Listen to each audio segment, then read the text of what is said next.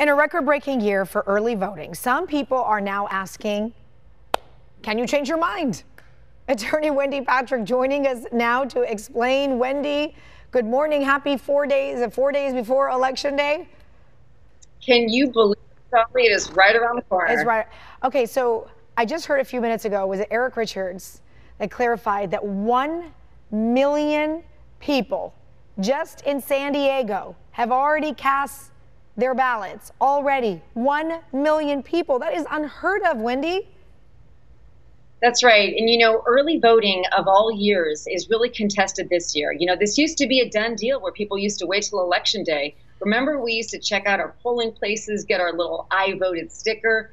Now everybody has voted early. But here's the problem, Shawley. More and more of those early voters are wondering whether or not they made the right decision. But unlike the rest of our online shopping purchases, you can't try a vote on for size or see how it looks in your living room or how your family gets along with it. It's indelible in most states. But interestingly, this week, one of the highest trending questions on Google is, can I change my vote? How do you like that? Talk about a sign of the times. What can you even do? You can't do that, right? Once you send it in, that's it. Well, it depends. And here's the interesting thing. California, you really can't. But as far as nationwide goes, if you voted in person, game over. But if you voted absentee, there are several states that, get this, will actually allow you to change your vote, whether you change it by another absentee, a substitute, or whether you actually go to the polls and vote in person, they'll invalidate your absentee. But here's the kicker even there. Even more states, if you have a ballot sitting at home but you haven't filled it out, or even if you have filled it out and want to invalidate it, there is a process in many states for you to go to a voting office and actually work with officials to change your ballot, to change your vote. However, let me make an even a further exception there.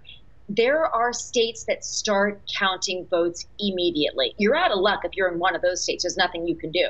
But states like New York don't actually even start counting until Election Day, so there's a little bit of leeway.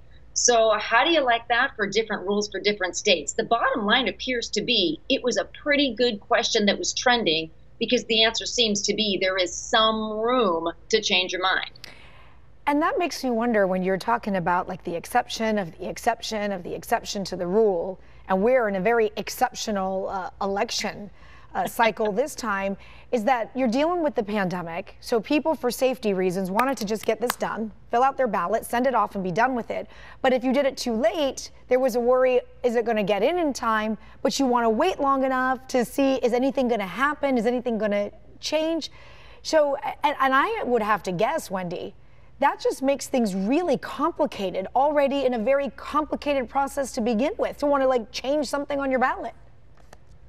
Well, you know, it is complicated, and that's one of the reasons that we encourage people to look at the Secretary of State website, look at what the rules are, talk to local officials. One thing that also characterizes this, as you put it correctly, exceptional election cycle, is the amount of people that are available to help. I mean, some of these voting offices have people on the ground, they're in person, you can chat online, you can get a lot of these questions answered. Here, Shawley, is one of the things that I think a lot of San Diegans are wondering about.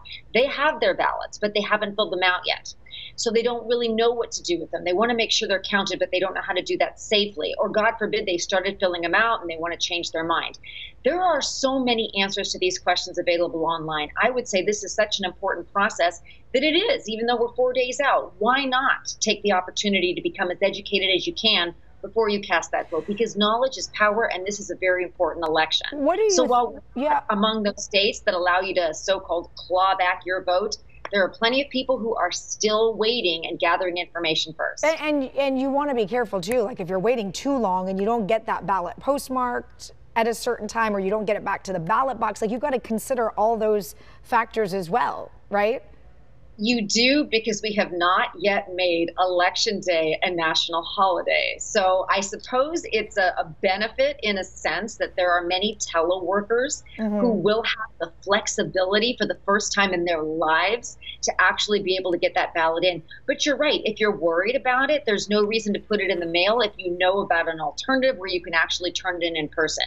I know most people are actually doing that nowadays because despite the polls, they expect this election to be a photo finish and want to make sure that their vote counts. Always a good idea. Why do you think that is trending right now on Google or whatnot? Like, are people waiting or expecting, or is something that they're just waiting for it to change? Because from what I read in a lot of the polls, it seems like most people have made up their mind on what they want to do. No? You would think, Shawley, and that's what one of the things that makes this election exceptional is we thought from long ago that, oh, people are in one camp or another, they've made up their minds. But what we've seen, not only by tracking the polling, but by looking at how many people have been asking this question, that maybe it's not so clear cut that everybody has already made up their mind. And it also may be that many people were thinking they were going to sit out this election like they did in 2016. And now they're motivated, regardless of which candidate they're going to vote for, to actually get out and vote. But Shawley, I want to point out one thing. It is not true that this started trending, at least according to Google, right after the debate. Apparently, it started trending even before that, sometime late September, which begs the question, has it been the case that as this election has progressed, the issues have become more significant, that more people wished that they had waited to obtain more information before casting that ballot? I wouldn't be surprised, Shawley, if given the fact that this is such an issue now, next election cycle, people choose to wait a little bit longer before making that all-important vote that they can't change. Oh, yes. 4 days, Wendy. It's very exciting. I can't wait. Neither could I. Good to see you, Wendy. Thanks, Shawley.